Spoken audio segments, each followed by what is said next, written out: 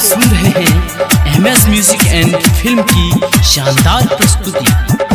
पंडित जी के पुतहु नचल भेलै अनहेर रे, भेलै अनहेर रे। पंडित जी के पुतहु नचल भेलै अनहेर रे, कि पंडित जी के पोती से भगेलै पंडित जी के लभरे।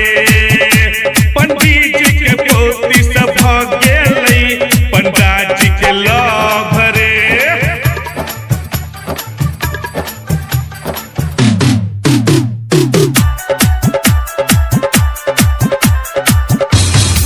पंडित जी के पोती से भगेलै डीजे कंचन राज मुजफ्फरपुर।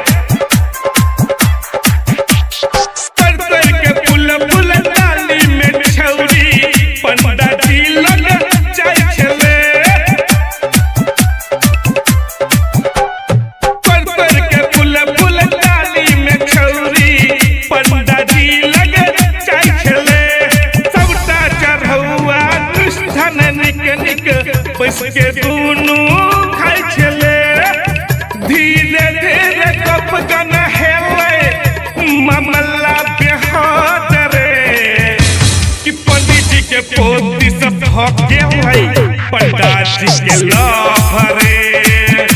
पंडित जी के पोती से भगेलै पंडित जी के लभरे। अभी आप सुन रहे हैं MS म्यूजिक एंड फिल्म की शानदार प्रस्तुति।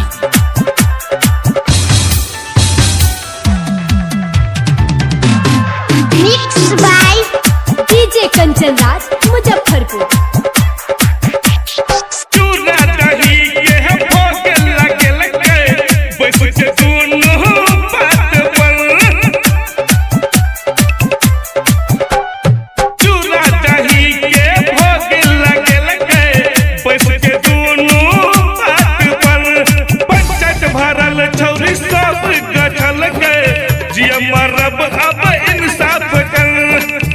प्रेमक तरल फसन देखलौ नबीन के, कि पंडित जी के पोती से भगेलै पंडित जी के लभरे। पंडित जी के पोती से भगेलै पंडित जी के लभरे। Recorded by MS Music and Films Ujjan।